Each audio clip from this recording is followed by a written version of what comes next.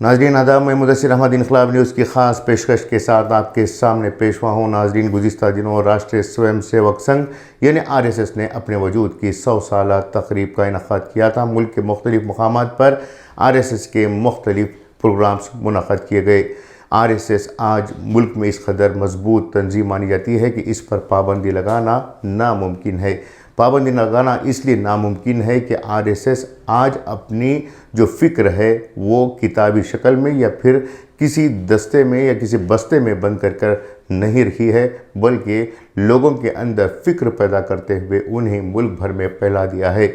मुल्क के हर शोबे में हर प्रोफेशनल्स के पास RSS के तंजीम से जुड़े हुए लोग मौजूद हैं। यहाँ तक कि कई जजेस, यहाँ तक कि कई पुलिस अहलकार इस तंजीम से वाबस्ता हैं, जो अपनी फ़िक्र के ज़रिए से इस तंजीम को हर तरह की मदद करते हैं और इस तंजीम के पैगामात को, फ़िक्र को आम लोगों में फैलाने की कोशिश करते रहे हैं। यकीनन RSS कोई दहशतगर्द तंजीम नहीं है, बल्कि ऐसी तंजीम मानी जाती रही है जो हमेशा से मुतनाज़ रही है।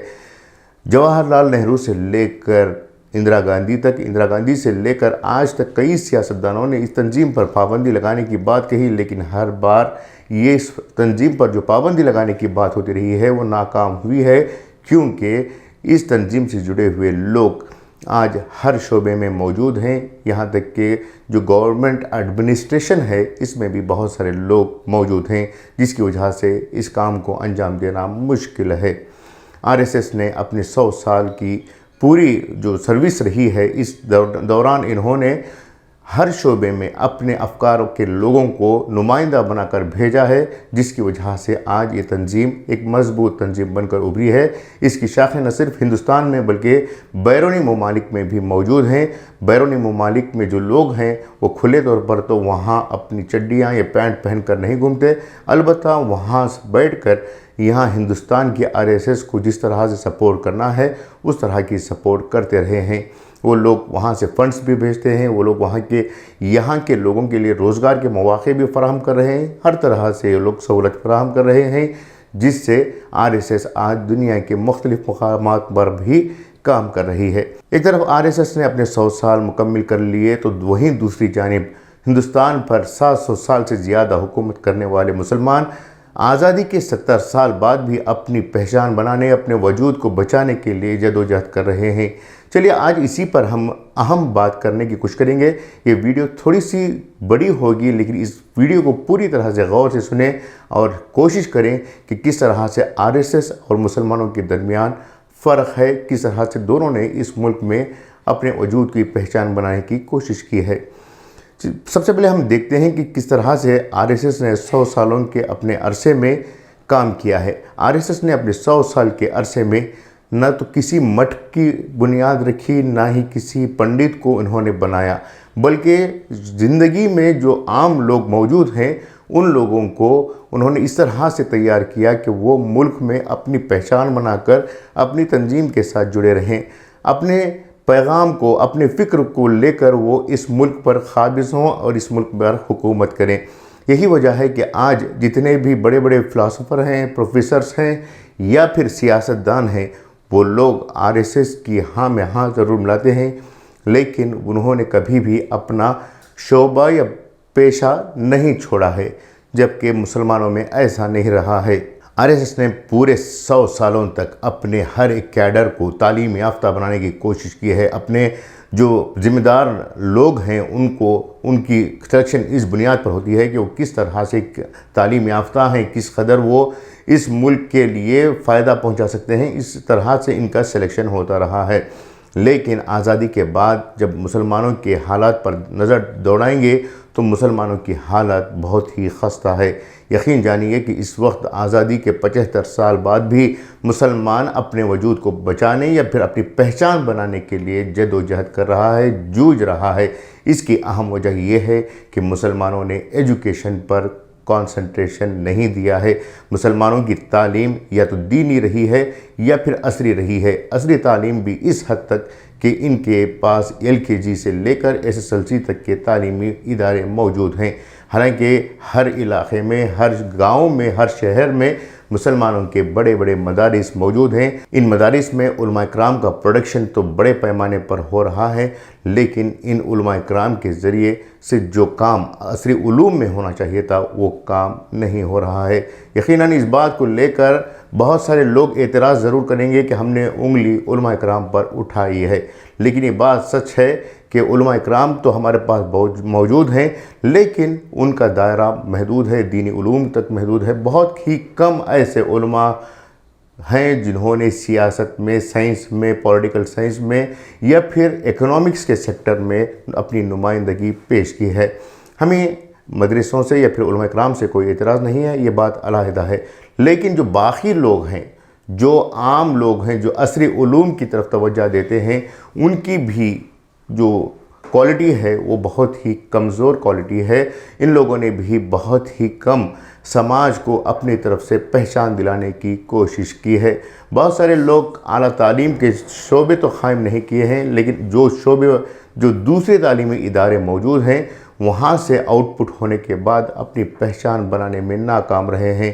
بہت سارے ہمارے ڈاکٹرز ہیں، انجینئرز ہیں، یہاں تک کہ اچھے ایجوکیشنلسٹ ہیں، ان لوگوں نے بھی سوسائٹی کے لیے کام کرنے کے بجائے بس اپنے آپ کو محدود رکھتے ہوئے اپنے لیے کام کرنے کی سوچی ہے۔ RSS کے تعلق سے کہا جاتا ہے کہ لوگ نہ صرف ہندوتوا کے لیے کام کرتے ہیں بلکہ انسانیت کے لیے کام کرنے والے لوگ ہیں۔ حالانکہ اس تعلق سے کئی تنازعات موجود ہیں کہ RSS نے کس طرح سے اس ملک کی جمہوری طاقت کو کھوکھلا کرنے کی کوشش کی ہے۔ باوجود اس کے ان کے جو کیڈرز ہیں انہوں نے بہت بڑے پیمانے پر اپنی پہچان بناتے ہوئے اس ملک کے لیے کنٹریبیوشن کرنے کا دعویٰ کیا ہے، مگر دوسری جانب مسلمان اب بھی اپنے محدود طریقے پر چلتے ہوئے، اپنی محدود راہوں پر چلتے ہوئے عام لوگوں کے درمیان رہ کر اپنے پہچان بنانے میں ناکام رہے ہیں۔ اگر مسلمانوں کے اندر تعلیم کا جذبہ جاگ جاتا ہے، اعلیٰ تعلیم حاصل کرنے کا شوق پیدا ہوتا ہے اور اعلیٰ تعلیم حاصل کرنے کے بعد سوسائٹی کو کچھ کرنے کا جذبہ جاگ جاتا ہے، تو اس سے مسلمانوں کی پہچان بن سکتی ہے۔ ناظرین، ہم اپنی قوم کو یا پھر مسلمانوں کی قوم کو نیچا دکھانے کی کوشش نہیں کر رہے ہیں، بلکہ آئینہ دکھانے کی کوشش کر رہے ہیں کہ کس طرح سے مسلمانوں نے اپنے عزائم کو، اپنے ویژن کو محدود کر لیا ہے۔ آج ضرورت اس بات کی ہے کہ مسلمان تعلیم کے شعبے میں آگے آئیں، اپنے نوجوان نسل کو روزگار سے جوڑیں، اپنی نوجوان نسل کی صحیح تربیت کریں۔ جو کچھ آج تک ہوتا رہا ہے، مثال کے طور پر جلسے ہوں، اجتماعات ہوں، پروگرامز ہوں یا پھر ریلیاں ہوں، ان تمام چیزوں سے امت مسلمہ کو بہت کم فائدہ پہنچا ہے، جبکہ RSS کی 100 سالہ اب تاریخ اٹھا کر دیکھیں تو ان کے جلسے بہت کم ہوتے ہیں۔ سال میں ایک جلسہ یا 2 جلسے ان کے ہوتے ہیں، بلکہ ان کی تربیت تو علاقائی سطح پر، محلے کی سطح پر، گلی کی سطح پر ہوتی ہے، جبکہ ہمارے ہاں ایسا نہیں ہوتا ہے۔ ہر ایک ٹاپک کے اوپر ہمارے ہاں جلسے ہوتے ہیں جس پر لاکھوں کروڑوں روپے خرچ کیے جاتے ہیں۔ ان لاکھوں کروڑوں روپے کو وہ خرچ کرنے کے بجائے اگر مقامی سطح پر، گلی محلوں کے سطح پر تربیتی پروگرام کرنے کے ساتھ ساتھ نوجوانوں میں تعلیم کا اگر مادہ پیدا کیا جائے تو اس کے بہت سارے اثرات اچھے سامنے آ سکتے ہیں۔ ہم یہ کہنا چاہتے ہیں کہ آج امت مسلمہ کا بہت بڑا سرمایہ صرف جلسوں اور پروگراموں کے درمیان خرچ ہو رہا ہے۔ اس طرح کے پروگرامز اور جلسوں سے امت کو بہت کم فائدہ ہوا ہے۔ آپ دیکھتے ہوں گے کہ ہر جلسے کے بعد جو حالات اس شہر کے رہتے تھے وہی حالات جلسے کے بعد بھی قائم رہتے ہیں۔ کوئی خاص تبدیلی دیکھنے کو نہیں ملتی، کیونکہ یہاں پر جلسے سٹیج تک محدود ہو جاتے ہیں۔ فکر کی جو بات پیدا عام لوگوں میں کرنی چاہیے تھی وہ کام ممکن نہیں ہو رہا ہے۔ اس لیے ضرورت اس بات کی ہے کہ جلسوں اور ریلیوں کا سسٹم چھوڑ کر علاقائی سطح پر، اپنے محلوں کی سطح پر پروگرامز منعقد کریں اور قوم کو تعلیم کے تعلق سے بیدار کرنے کی کوشش کریں۔ قوم کے لیے تعلیمی اداروں کا قیام کریں، ایسے تعلیمی ادارے قائم کریں جو ریسرچ اینڈ ڈیولپمنٹ کے تعلق سے ہوں، ایسے تعلیمی ادارے قائم کریں جو نوجوانوں کو نئی راہ پر لے جائیں، ایسے تعلیمی ادارے ہوں جو انسانیت کا درس دیں، یہاں پر تمام مذاہب کے لوگ آ کر تعلیم حاصل کریں، ایک دوسرے کے ساتھ ملیں اور سمجھیں کہ آخر مسلمان کیا چاہتے ہیں اور مسلمانوں کے ساتھ رہنا خطرناک نہیں ہے، بلکہ مسلمان بھی اس ملک کے شہری ہیں اور وہ بھی چاہتے ہیں کہ وہ اس ملک میں اپنی پہچان بنا کر اس ملک کی ترقی کے لیے آگے آئیں۔ یہ تھی آج کی ہم پیشکش۔ امید کہ آپ لوگ اس پیغام کو سمجھیں گے اور اسے آگے بڑھائیں گے۔ میں مدثر احمد آپ سے اجازت چاہوں گا، پھر نئی پیشکش کے ساتھ دوبارہ آپ کے سامنے روبرو ہوں گا۔ تب تک کے لیے اجازت دیں، شکریہ۔